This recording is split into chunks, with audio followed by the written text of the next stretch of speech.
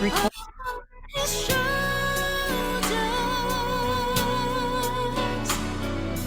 I know my brother that he will carry you. If he carried the weight of the world upon his shoulders,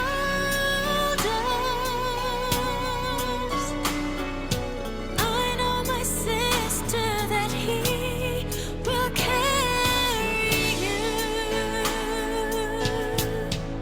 He said, "Come unto me,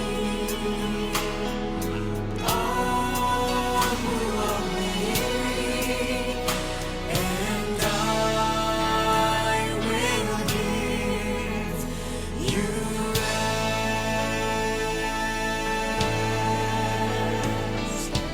There is no problem too big, God cannot solve it. There is no mountain too tall, He cannot move it. There is no storm too dark, God cannot come in. There is no sorrow too deep, He cannot soothe it. If He carried the weight of the world upon His shoulders,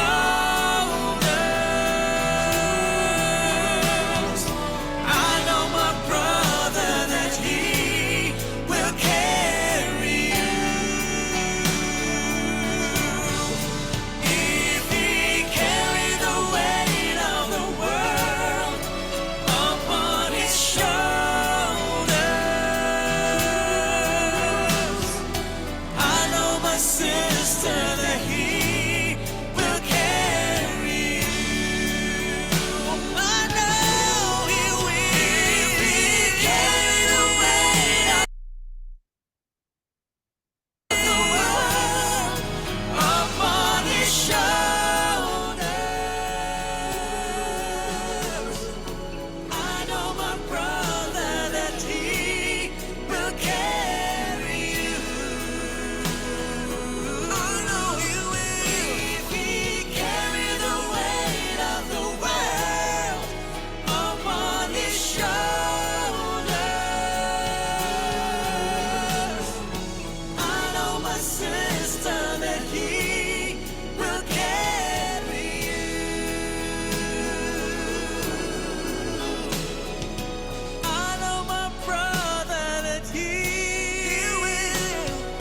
I know my sister that Jesus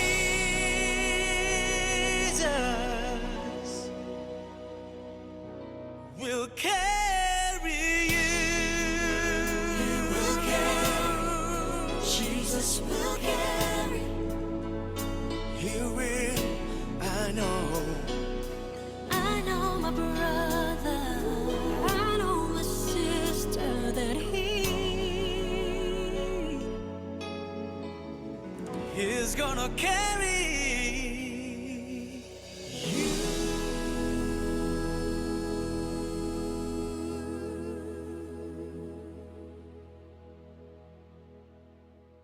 Amen.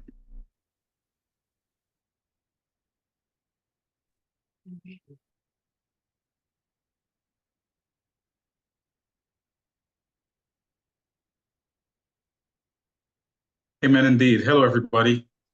I think I should be saying good evening to you. Oh, we're still near the middle of the day here. And when Pastor Sanko invited me to do this, I said yes when he told me the time, forgetting that there was at least a 5-hour time difference. And I should be doing clinical assessments right now. I'm still in my close. Thankfully, I have a really great team and someone else took over for me, so I could be here with you. I have a hard time saying no to Pastor Sanko. So he says that I'm generous. Maybe I'm not as generous as he says I am. I just have a hard time saying no to him. I'm happy to meet some new cousins, Cassidy and Sandra. Do I have the names correctly? Please make sure I have the names correctly so that next time I'm on your side of the pond, I can reach out to my relatives. Yes, that's correct. Awesome. All right. And I always say every Campbell is a Campbell. And if your name is Campbell, I claim you as family. So for the next few minutes, we're going to talk a little bit about this issue of trauma. And it might be triggering for some folks. And so you might want to have your therapist on speed dial. I won't intentionally trigger anyone, but sometimes these conversations can cause people to reflect on what they have experienced or what they are experiencing. And it could, awaken feelings and thoughts and emotions that we had been ignoring or we have buried. Just thought I should let you know that beforehand. I'm going to share my screen with you so that you have a visual. And I pray that God would bless all of us through this presentation today. So we want to talk about healing childhood trauma. Pastor Sanko themed it beating childhood trauma.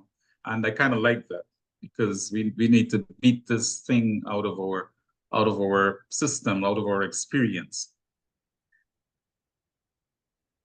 So I'm going to dive right into it and try to explain what trauma is. And please pardon me if my language is not sophisticated enough for you. Things have to be broken down so that I can learn. And so my teaching and my presentations tend to reflect that. So pardon me if I don't use a whole lot of jargon and plenty big words. All right, so trauma, and we very often misuse this term. Something happens and we say, oh my goodness, I'm traumatized. But trauma really is an event that you experience that has overwhelmed your capacity to recover.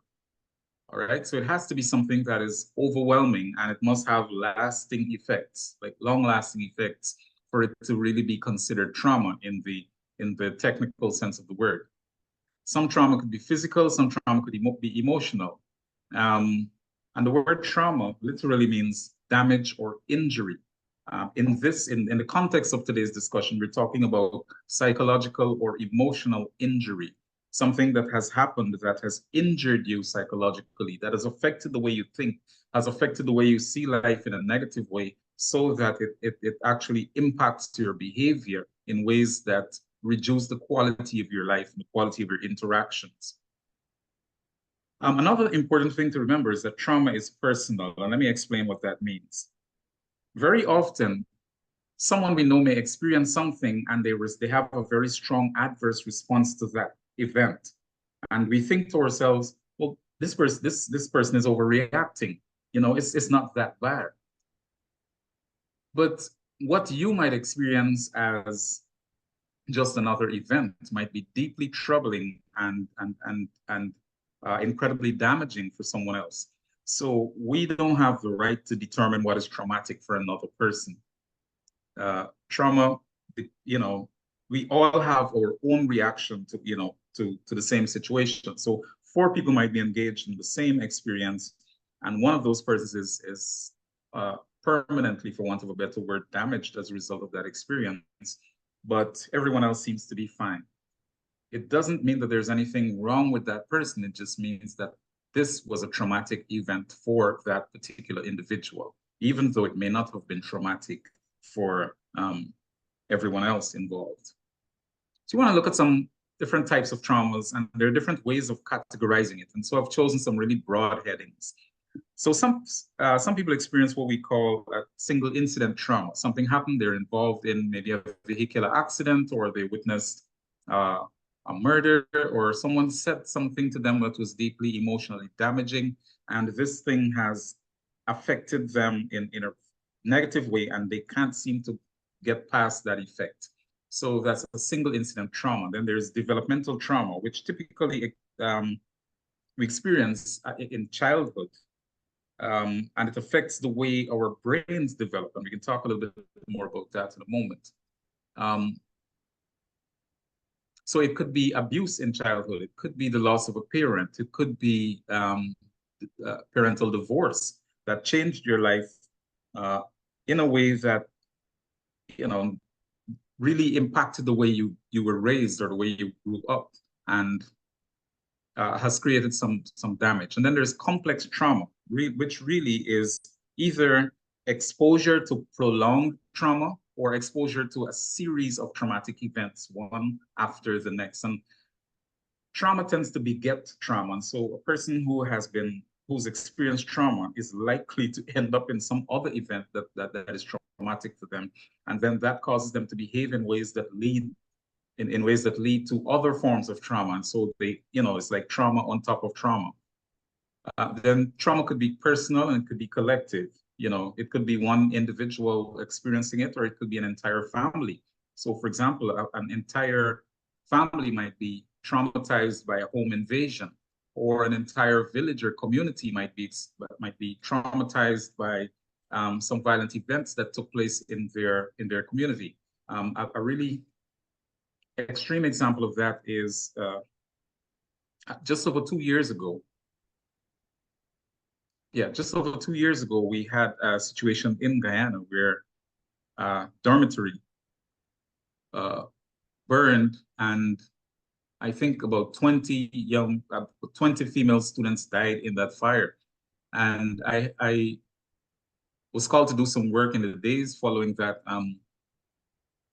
event in that community, and every single person in that community and in the surrounding communities and in the communities that had children that were sent to that school, every single person was impacted by it. In fact, if you ask any Guyanese about the Madia fire, you're going to see for a brief moment at least a change in their expression, because that was a collective trauma that affected the entire country. In fact, people in other countries were in fact affected by it.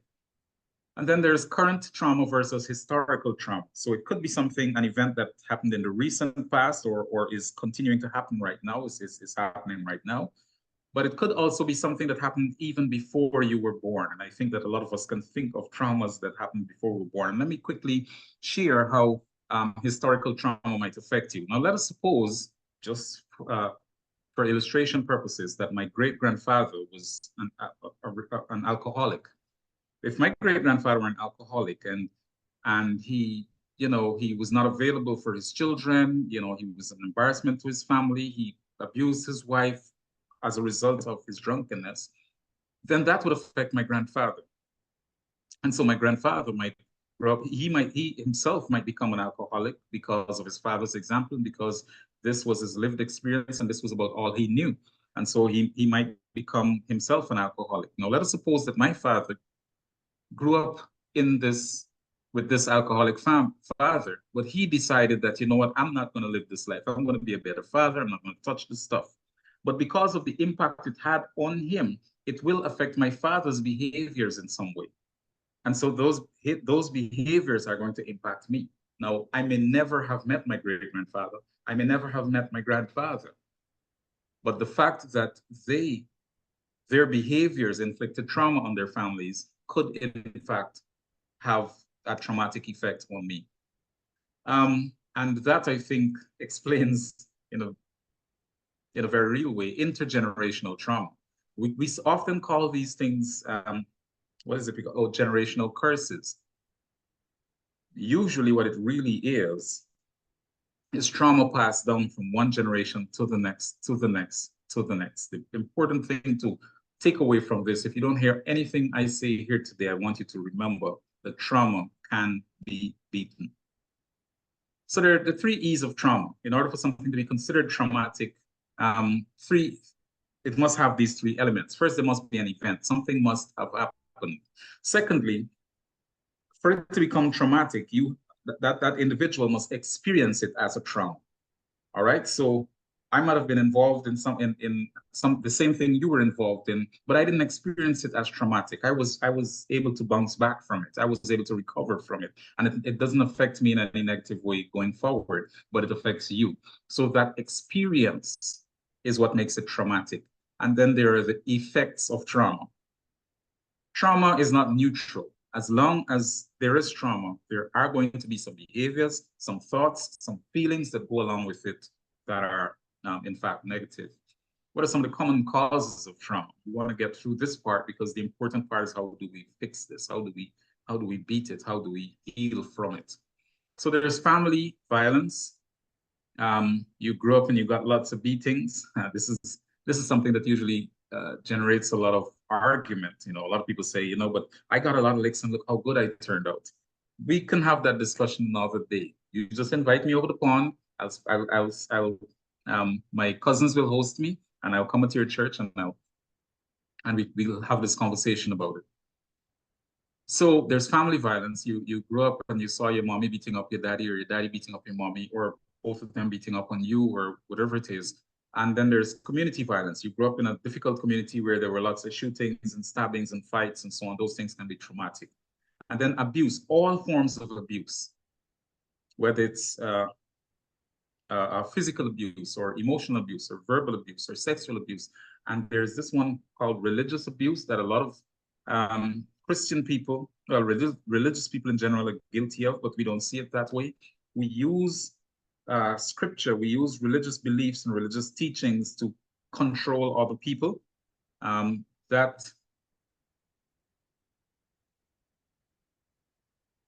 is religious abuse. So abuse in all its forms are is traumatic. And then we have disasters. There was a hurricane or a flood or something that caused widespread damage. It can be traumatic for some people. Loss of a job can be traumatic. Loss of a parent, loss of a friendship, loss of a pet can be traumatic. Bullying, well, this is receiving worldwide attention, and so we know how this could be traumatic. Someone deliberately putting you in a position of embarrassment. I remember once treating a young lady. She was in her 30s. She seemed to be successful, but she was very unhappy. And when we talked about it, we got down to the bottom of it. It had its roots in something her father said to her when she was 14. That was deeply embarrassing, because not only because of what he said, but because of the fact that he said it when there were lots of other people around, and she was deeply embarrassed by it. He couldn't even remember it, but it had that long-lasting impact on her that affected the quality of her life and the quality of her relationships. And then there is secondary trauma, which occurs when we don't experience the event ourselves, but we were able to witness it. Sometimes simply by someone relating to us what happened to them, that can traumatize some people. Some people are traumatized by events that they see on television or on social media, and that is why I have a real difficulty with people distributing footage of people getting killed or people dying and so on. I don't think that it is not kind to do that, because it can be deeply traumatic for some people. So I'm encouraging you to refrain from doing that. So it doesn't even have to be real. You could be traumatized by a movie, by something you saw in a movie. All right, so those are some of the causes. Now, this list is not exhaustive. There are so many other things that can be traumatic for people, but these are some of the most common ones that we see in our practice. Now, how does trauma affect people? Well, it does this in so many different ways. Importantly, trauma rewires the brain of adults. So if an adult is impacted by something that is trauma, it kind of changes the way their brain interprets information and stimuli. But it's even worse when this occurs in childhood, because remember, in childhood, our brains are now developing, our brains are now growing and expanding. And if in that expansion process, it is disrupted by a trauma, what happens is it kind of halts development in some areas of our brain. All right, let me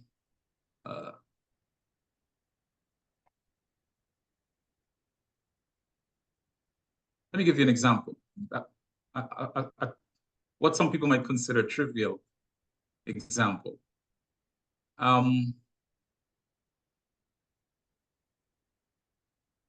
Let us suppose that you saw if a cockroach attacked you, you know how they are when they're flying around. Let us suppose that at age 5, no, let's make this a little more dramatic. So you were walking in your neighborhood at age 5, and a large dog attacked you and maybe bit you, and it caused some damage. And let us suppose that you were never able to process that trauma. You were never able to process that experience. And so every time you hear a dog bark, your heart starts to race, your blood pressure increases, you start to sweat, you're now afraid of dogs. What happens is every time that trauma is triggered by a dog barking or a dog chasing you or anything of that nature, you become in your brain a 5-year-old again. And your behavior is likely to be almost exactly what happened when you were 5. So it kind of arrests your development. It takes you right back to that space that you were in, that mindset that you were in when you first experienced that traumatic event. Trauma can also cause people to develop fear and anxiety. So we have these fears of things, these phobias. Anxiety is more than just worry. Anxiety is where your body is always in fight or flight mode, even when there is no threat. And then there's worry. Some of us, we worry about what's going to happen tomorrow. It might rain tomorrow. What if this doesn't happen? What if this doesn't fall into place? Very often, people who worry a lot, if you are able to get to the bottom of it, that worry has come out of the fact that they're carrying some burden of trauma. And then there is avoidance. Not so long ago, I was working with a young client who could not walk through, she just could not walk through a certain street. And sometimes it meant she had to walk a much longer distance just to get to where she was going, because she could not bring herself to pass through this street. This street triggered memories of something that had happened to her when she was, a child. Some people avoid certain situations. Some people avoid going after certain goals and dreams because there has been some trauma. And some of us are procrastinators as a result of trauma. I'm not saying that everyone who procrastinates is carrying trauma or is doing so as a result of trauma, but some of us procrastinate because somehow we're trying to avoid doing that, whatever that task is, because somehow that task is a trauma trigger. And so we're hoping that if we put it off long enough, it will disappear. We won't have to do it anymore. People carry around shame as a result of trauma. Some people feel guilty, and you might have heard of survivor's guilt. I hear every once in a while, why didn't it happen to me? Why didn't it happen to me? My sister was such a nice person. Why did it have to happen to her? And so there's this guilt, like I should not have been the one to survive. Then there's depression. I think we've heard a lot about depression and suicidality. The idea that you don't want to be here anymore. You want it all to end, so you want to take your life. Those are some of them, just a few of the effects. Withdrawal. There are some people who never get in contact with their family or relatives as a result of some, or sometimes just one individual, because of some traumatic event or some activity that they never engage in because it triggers their trauma. Here's a big one. A lot of people have difficulty establishing healthy relationships, whether they be friendships, partnerships, business partnerships, and marriages. They have difficulty establishing these relationships, and when they are able to establish relationships, they never last. And we would say in Guyana, me got luck with friends. In other words, my friendships never last. For some reason, it always turns out badly, and this is usually as a result of some underlying trauma. Difficulty regulating emotion, and so there's some people who, at the drop of a hat, become really angry, and you wonder why they're so worked up. It's just a little thing. They have difficulty regulating emotion because their brain, their their mental development has been arrested by something that happened. And so anything that reminds them of that something takes them to a space where their brain shuts down and they just go into fight or flight mode. They're ready to fight. All of us have met someone who, you know, might be fine this moment, and the next moment somebody says one word, or they hear a song or something happens, and immediately that person, you know, the mood changes completely. Risk-taking behaviors, and I want to share quickly an experience I had with a client. There was this young man who was brought into me by his parents. He had been shot in the head. He'd survived the gunshot wound to the head. And now he was engaging in behaviors that had his parents really frantic. He was, you know, picking up his neighbors' cars and going on joy rides and hanging out with gangs and doing behaviors that were, you know, engaging in behaviors that were life-threatening. And you know, you almost lost your life. Why are you doing this? He had not recovered from the trauma of almost dying. Difficulty concentrating, difficulty focusing on specific tasks, difficulty paying attention.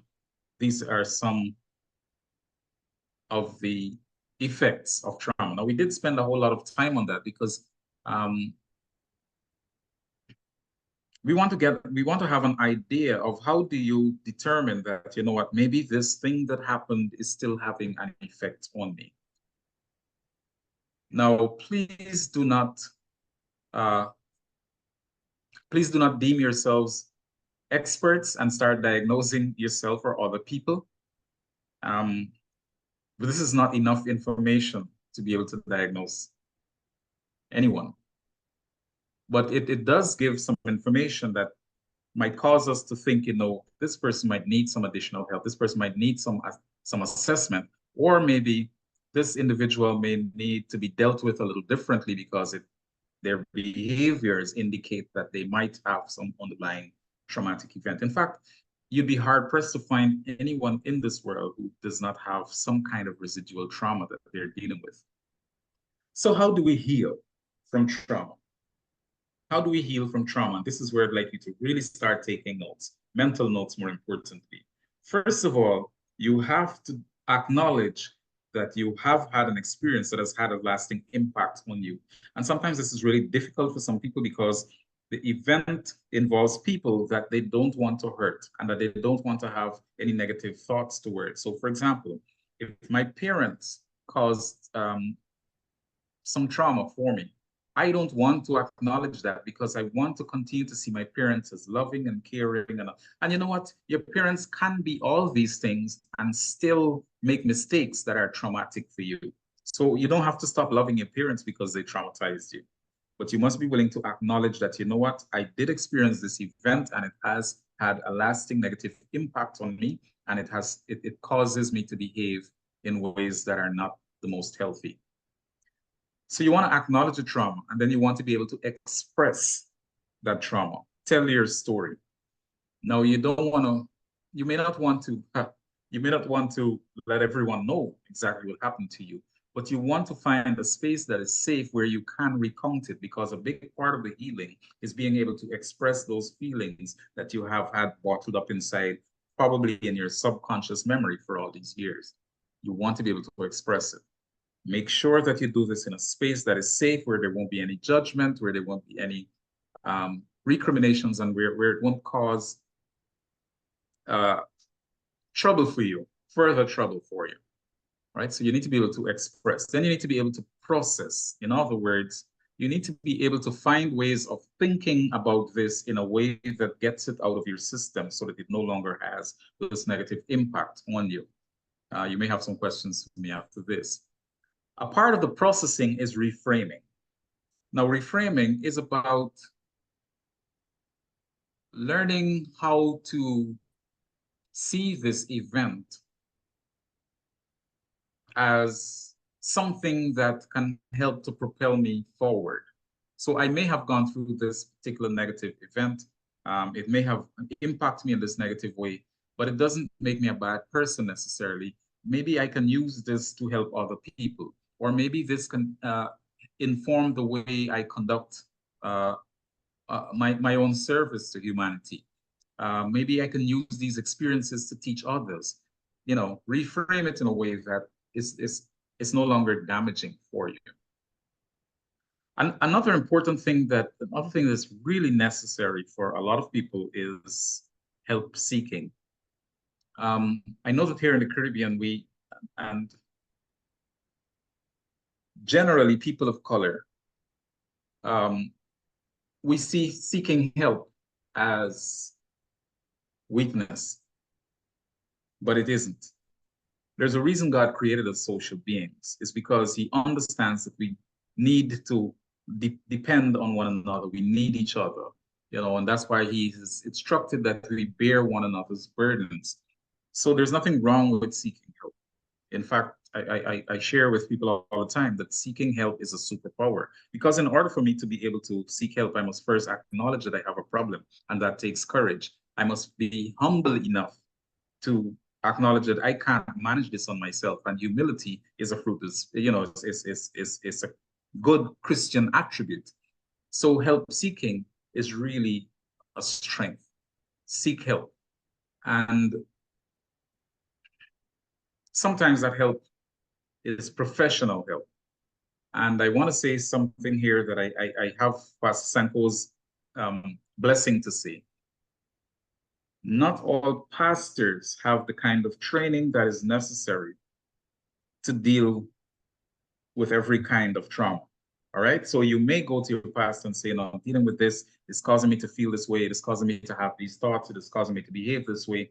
And your pastor may say to you, look, this is outside the scope of my training. Can I refer you to a therapist? Can I refer you to another pastor who has this training, et cetera, et cetera? So I think most pastors know when to refer someone further out. So understand that you may not always get the help that you need from your pastor, because he may not have adequate training to deal with whatever issue you are presenting to him. So seek help. All right. And some people are able to bootstrap themselves and walk themselves through that process and heal. Some of us need to talk to someone who's a professional, who's trained in helping us deal with these kinds of situations. Here's another thing that miraculously helps trauma, and that's helping others. There is something about helping people, and many of you have experienced that before. There is a healing that comes from, there's a warm feeling. There's a rejuvenation that comes from being able to selflessly assist another person. And one of the things that a lot of people have found is that if I am able to help someone else with their problem, then somehow it helps me deal internally with my own problem. So there is healing in helping. Very often when we help other people, we're actually healing ourselves. Well, we're not really healing ourselves, but we're participating in our own healing, because healing only comes from one place. So I've said a mouthful, and I'm pretty sure that there are quite a few people who have things that they want to ask, and here is the space for you to do that.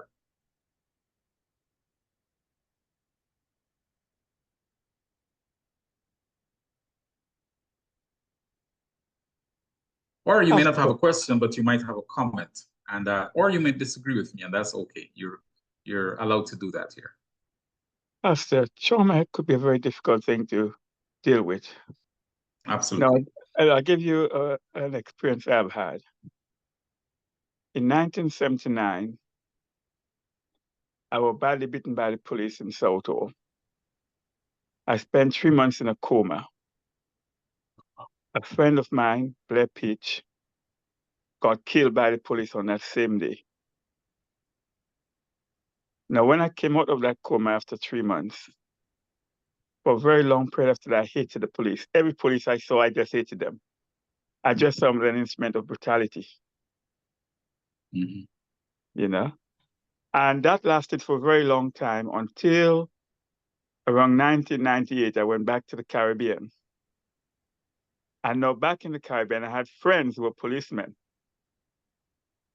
I could sit with them, I could reason with them. And it was only by having friends who were policemen in the Caribbean, I began to deal with that situation which I had in England. Because after coming back to England, I found I could cope with the situation when it comes to the police, with the police much easier than before. You know, but for a very, very long time, I just carried that total dislike for the police because I was beaten innocently. They broke into my studio. I was beaten unconscious.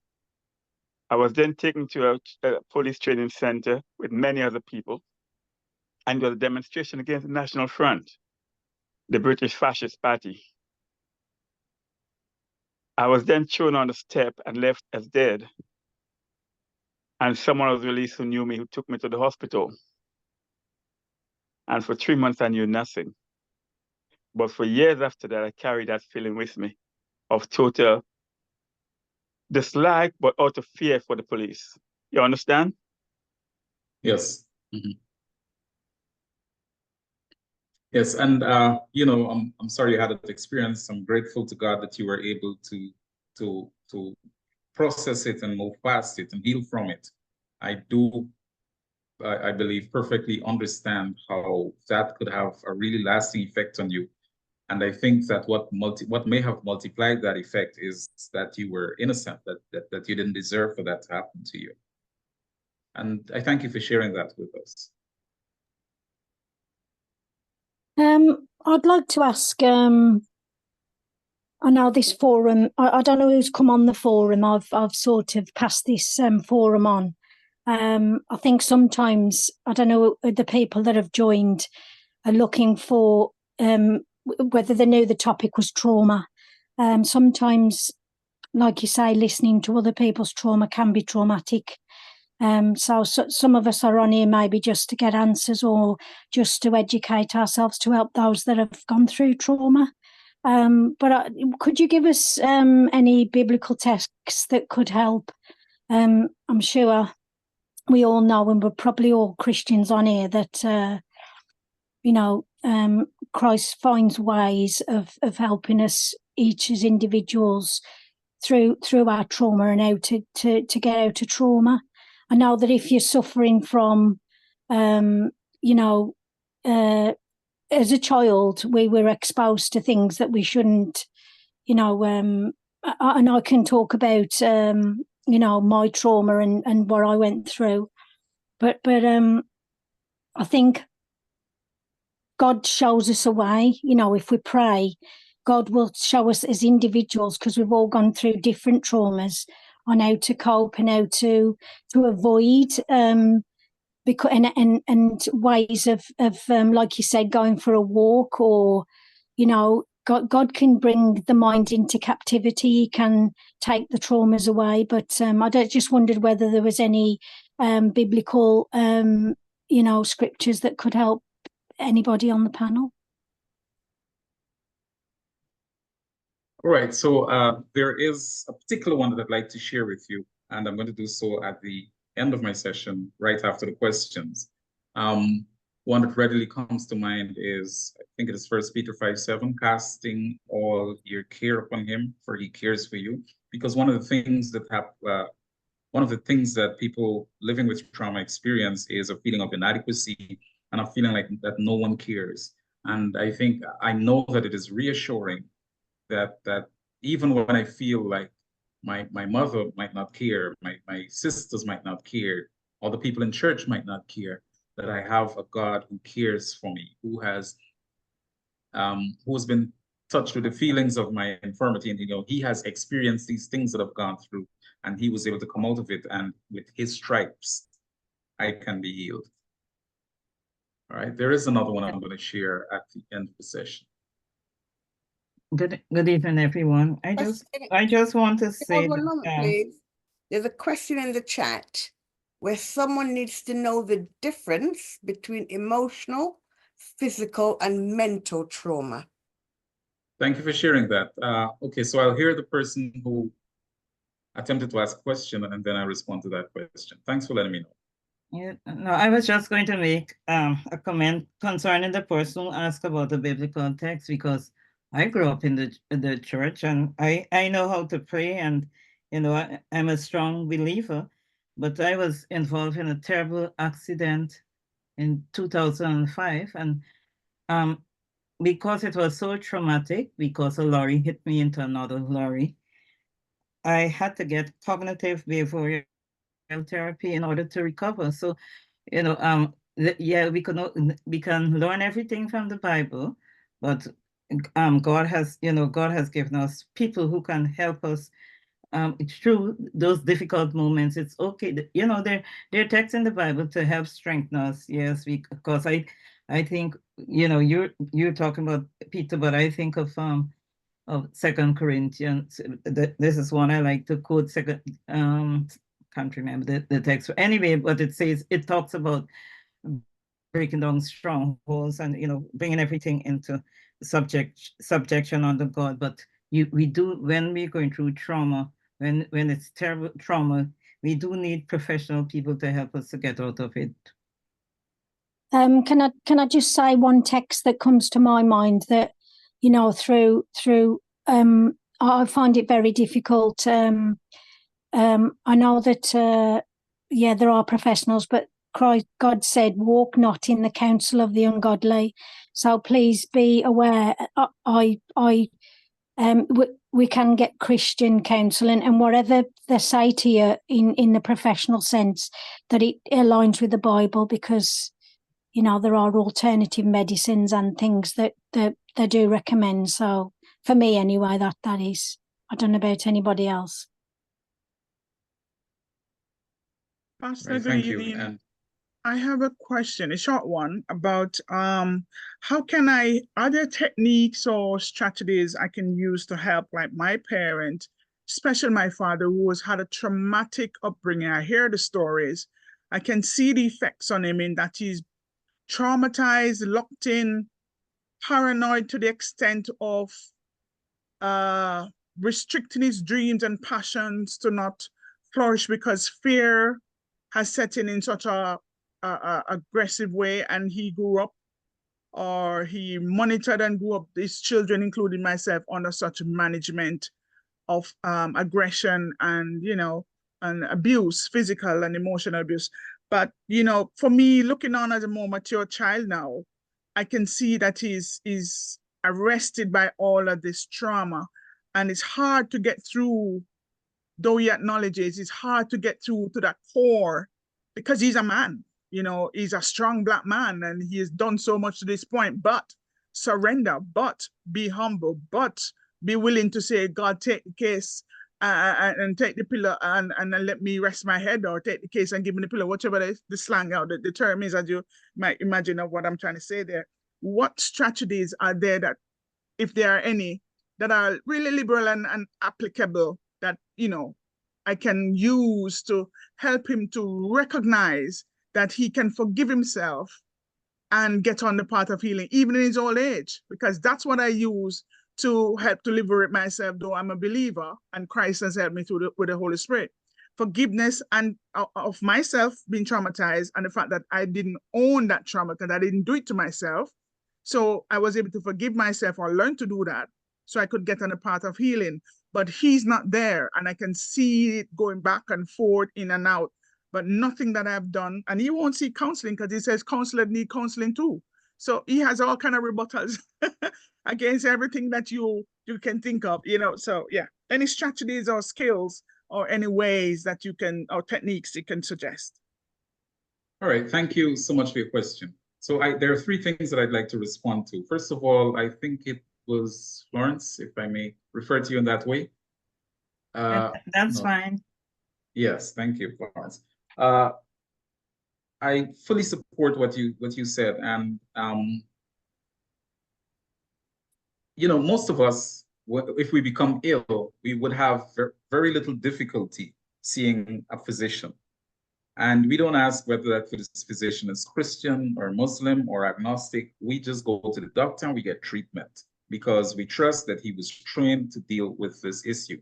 And I fully support the idea of seeking a Christian counselor. But there really is no harm in seeing a counselor. And after that first session with that person, whether they're Christian or not, you can identify whether that person's ideals and methods align with your Christian principles. So you may not be able to find a counselor who is Christian. You might not be able to find a counselor who is Seventh-day Adventist, who is your particular denomination. However, you can find good counselors who are trained to help you process your trauma. And of course, when we go to the doctor and we pray that God would guide the doctor's hand, you pray for your counselor as well, that God would guide the whole process and he would take charge and he would help you find your healing. So there really is nothing wrong with seeking professional help in the same way that, you know, when your car breaks down, you call a mechanic and you don't call a Christian mechanic necessarily. However, if your mechanic conducts himself in a way that is unchristian and it offends you, then you'd probably find another mechanic. Well, you can use that same approach for a counselor. Also, the same things don't work for everyone. So there are some people who are able to participate in their own healing through the Bible, and that's okay. There's nothing wrong with that either.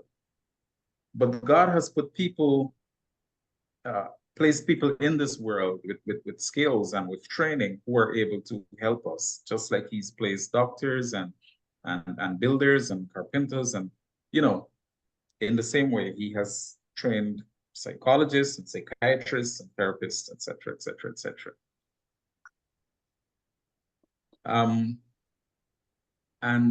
This is Leslie.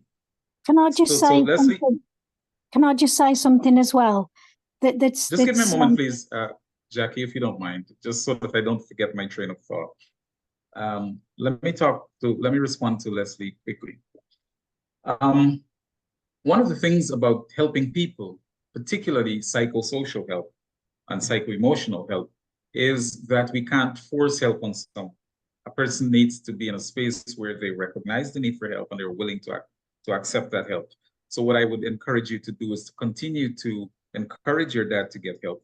In the meantime, you try to model for him the behaviors that he and the treatment and the interactions and the relationship that he did not have when he was younger. Try to be as loving as possible, as patient as possible, as encouraging as possible, as supportive as possible, so that he could see that this is, you know, what I experience is not the whole world. There are good people in the world. And sometimes just having that support breaks a person down to the point where they want to say, you know what, I think I'll try that thing you talked to me about. Now, you may never be able to get him to go seek professional help, but I can assure you that your godly presence, your Christ-like character in his life will have some measure of healing impact.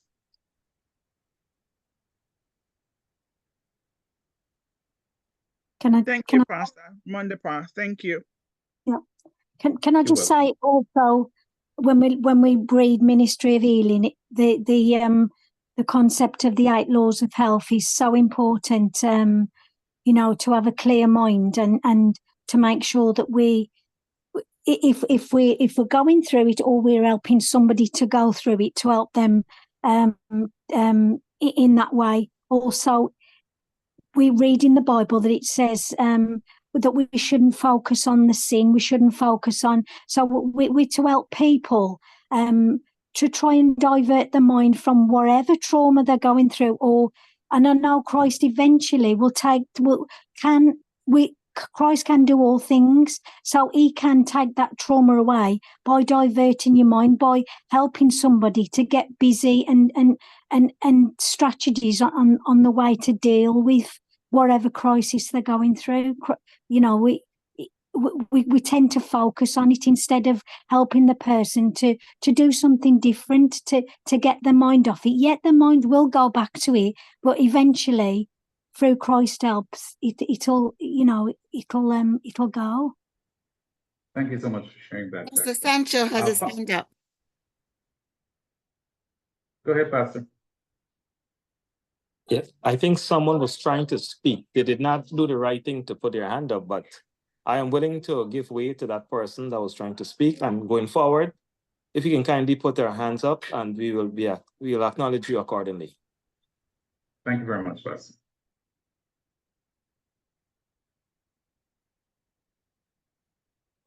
All right. So if the person, that's quite fine, Sister Jackie. If the person does not want to go, then I'm going to go. I would just like to make two statements and then ask a quick question. One, Dr. Will, I think this is a really solid presentation. I know that if we had to pay you for this as a consultant or as a lecturer, then we would have had to pay big bucks.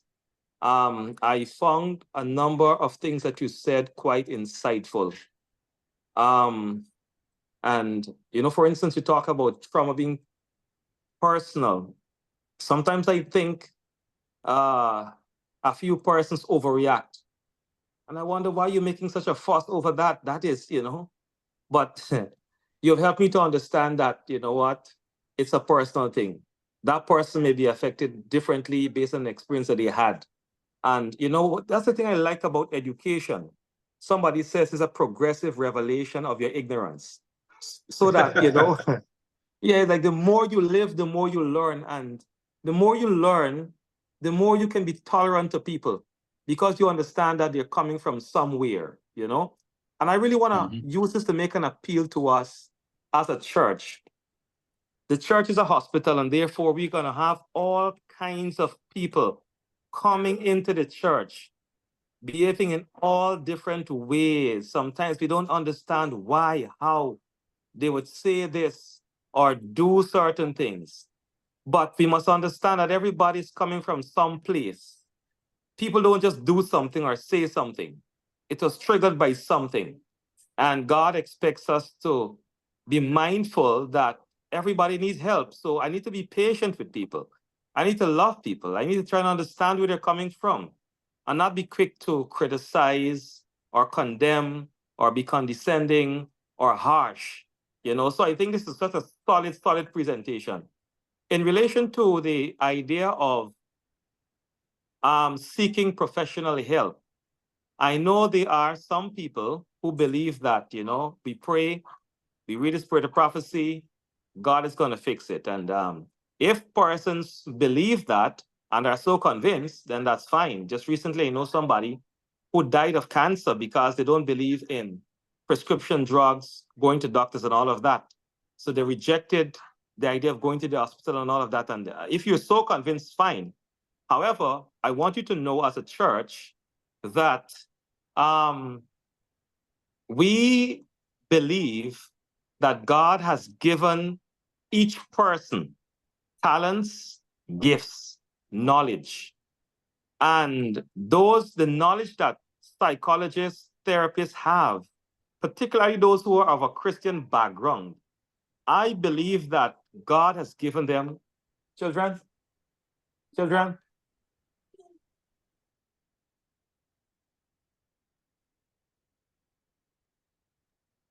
Yeah, I am convinced that God has given them the knowledge to be able to understand. Psychology is about understanding the human mind, human behavior, and mental processes. And so I would strongly recommend to the membership, if you have a challenge I am not trained to handle, I will refer you, but I'll be selective in who I refer you to. And I want you to know that you should consider taking professional help if it is needed. The person that is presenting to you now, personally, I have recommended many persons to him, and I can tell you their emotional issues, their trauma, their marriage, they have been significant improvement and change in their lives, and others can testify. So please consider that. Having said that, but if you're not convinced, you should go to somebody, then that's your decision. But no, God has given to men knowledge to help us through certain challenges. Question, Doc, how can loved ones best support someone going through trauma recovery without overwhelming them?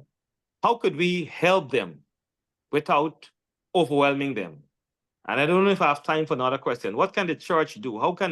What role can the church play in the healing process for members who are traumatized? Yeah. Oh, I don't know if you have time to answer that question because that's gonna take a weekend. You know, how do we help someone without overwhelming them? The truth is that people who are going through that healing, you know, who are at that stage where they know that they need help, have difficulty with someone preaching to them, you need to go get help. You need to go get help. You need to go get help. What that person needs is someone who's willing to listen. What that person needs is someone who's willing to sometimes just sit there with them. You know, I'm going to share this really quickly with you. There was once a time when a young lady called and she said, you know, Will, I'm about to take my own life. I have the poison. I'm calling you because you said that if I'm at this stage, I should call you. And it was 2 o'clock in the morning. And I woke my wife and I said, you know, pray for me. I'm heading out of here. I explained to her what it was. Of course, I didn't share who it was. And, you know, I sped a couple of miles down to the city. I went to this lady's home and I just sat there with her. I know now that I should not have done that. Ethically, that's not the best thing to do. But all I did was sit there with her because she was in no shape, in no mood. You know, she was unable to say anything. So she just sat there and she was sobbing and I just sat there next to her. We probably were there for about 90 minutes. And then she said, thank you so much for coming. And then she handed the little bottle that she had in her hand with the toxic substance that she was about to consume. She handed it to me and she said, I'm fine now. I'm okay now. Thank you for coming. I've had several experiences where I've just sat with people and said nothing. I've had people come to my office and said, you know, you don't need to say anything to me. You go sit at your desk. I'll just lie here on the couch. This just feels like a healing place and I need to sit here for an hour. And so sometimes just sitting there with a person, sometimes just being willing to listen to them. You may not have any solutions for them, but just remember I said that one of the things that you need to do to heal from trauma is to be able to express. And so if a person can talk to you about what they're going through, what they're feeling, without you being judgmental, without you saying to them, you need to do this, you need to do that. Why you do that? You shouldn't have done this. Sometimes you don't need to say anything, just listen and allow them to hear themselves express what they're going through. And that can be so healing for them. And another thing that you can do is to suggest to them that they might see a therapist. They may not have the strength to take the first step. So you might need to do the research and find one. You might set up the appointment for them if they agree to go. And sometimes what I've found is helpful for a lot of my clients is when they have someone come with them for that first session. Now, that person may not come into the therapy room, but just sit there in the waiting room with you, just accompany you to that first session. I've never had someone who needed someone to come to the second session. They just needed someone to accompany them for the first session. So those are some of the things that you can do to help a person deal with their trauma. As a church, I think, bottom line, we just need to be more caring. We just need to see people as separate from problem. So a member of our church may be going through some things and they might exhibit some behaviors that are indicative of the fact that they have had these traumatic experiences. If we could just love them, you know, sometimes we want people to be perfect before we can love them. And that is not the kind of love that Jesus gives to us. While we are yet sinners, he died for us. And so we need to learn to love our brothers and sisters in Christ in that same way. Be welcoming, be non-judgmental. And some people don't understand what that means. That's another weekend. So y'all gotta invite me lots of weekends. But we need to, I think that at the bottom of this, we all need to see ourselves as sinners in need of Christ's saving grace. And then we're a lot more tolerant and we're a lot more supportive of other people that we see going through crises. Dorothy Elliott, I see your hand up.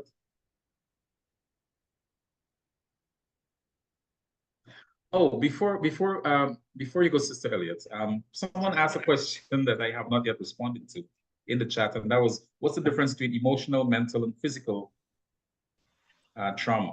Well, physical trauma is bodily injury. All right, so that might come from an accident, it might come from a fight, it might come from a home invasion, someone shot at you. That's physical trauma.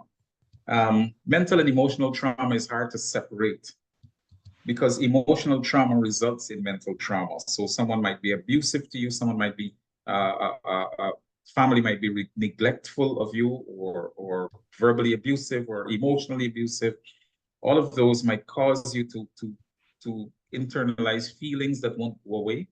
And all of that translates into psychological trauma. So emotional and mental trauma are essentially the same thing.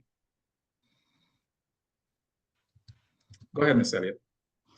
Yeah, I have put it in the chat, but firstly, I want to say that I think it was a really good presentation. I myself, I'm a therapist, and so I agree with everything that you have said. I just wanted to add also the importance of listening. Somebody was asking, how can we support people? Sometimes we think we have to advise and fix. And like you alluded to, just sitting with somebody. There's so much in giving people space. The Bible is filled with stories. Allowing people to tell their stories is really important in a safe environment. You don't have to comment, just sit with them, maybe hold their hands. You don't have to do any more than that. And learning to appropriately refer is key. You don't have to do it yourself. If your church does not have a mental health and well-being department, speak to the pastor. There may be a church nearby that has this department. We have it in our church, where we have trained counselors, mental health first aiders. Just like you have first aiders in church, we need mental health first aiders, because this topic is huge. And I think you've done very well, Brother Campbell, to just give a snippet. We're not going to get everything. We know the Bible. Choose your own promises from the Bible. Nobody needs to tell you. Claim the promises yourself. Repeat them and allow professionals to support you. Read your book, The Ministry of Healing, all of that. But there's no one solution. We are all different people, and we can be healed in different ways. Thank you. Thank you so much, Sister Dorothy, for sharing that. And it's always good to get feedback from other professionals in the field. Thank you so much.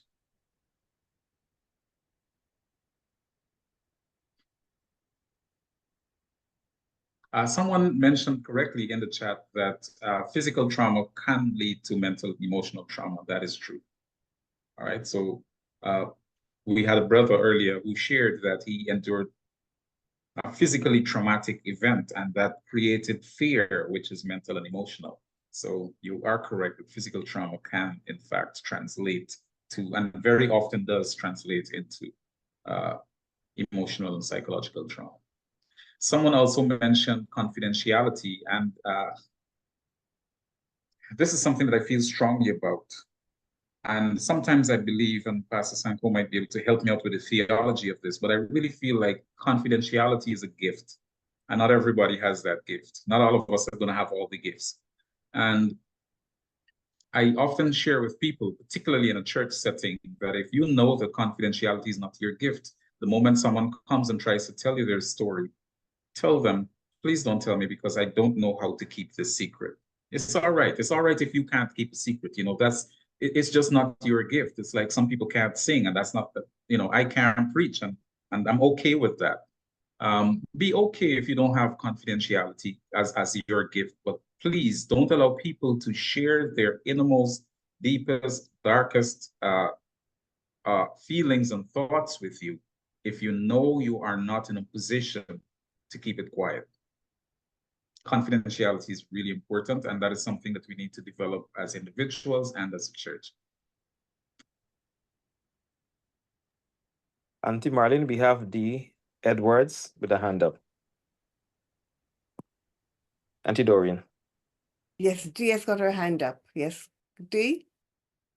Hi, I just want to agree that it's been a really good presentation, really informative. I just wanted to add in terms of what the church can do to help.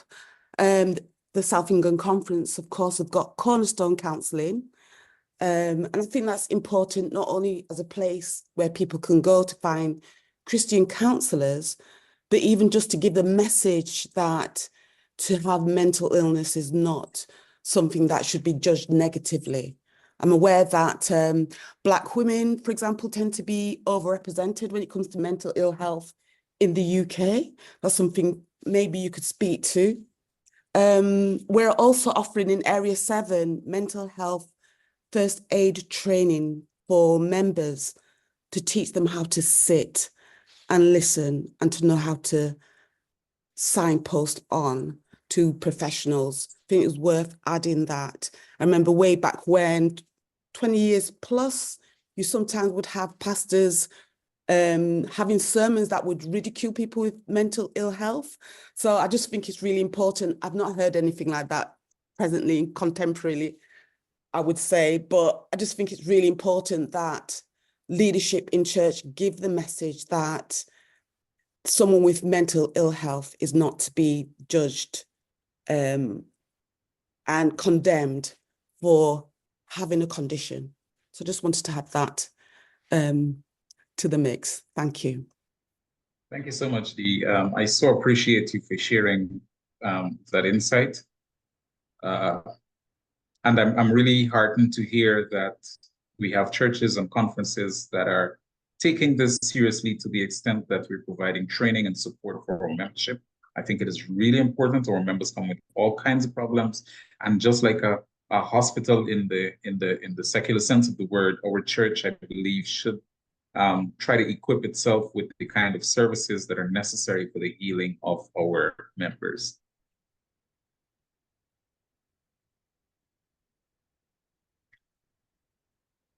Right, if that's all the questions, Pastor, it has been an insight.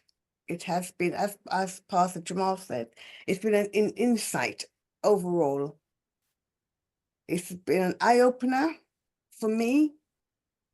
And basically, I just hope that everyone on the line can take something away from this. And maybe we will invite you across the waters. Your colleagues can cover for you. And Cassidy and Sandra can put you up. And we can all take you out for dinner. But it has, yes. Dr. Will, listen to this lady carefully. No, I'm taking notes and I'm treating this as a contract. Yeah. So I'm holding you to this. Outside of this meeting, I will tell you why you should listen to her. Okay. No, it has been a fantastic presentation. And we've got a recording. So can we stop the recording now, please? I just wanted to say something in closing, and I know that your time is probably far spent. I cannot end this without saying that we have a Heavenly Father who understands all our trauma, who has experienced all our trauma, and who has a million ways of making our burdens lighter. And sometimes he sends someone into our lives to help us carry that burden. Sometimes he leads us to someone who can teach us how to lighten that burden ourselves. Sometimes he intervenes directly and he takes the burden away. Sometimes he turns the trauma into a blessing and uses it to help us find our purpose. And sometimes God simply gives us a peace that cannot be explained by science or logic. I want to encourage you that whatever your trauma, our Heavenly Father can help you heal. Now, that healing might require that you see a professional. Whatever it is, my prayer is that you would surrender to his guidance and to his leadership, and he will help you find healing. God bless you.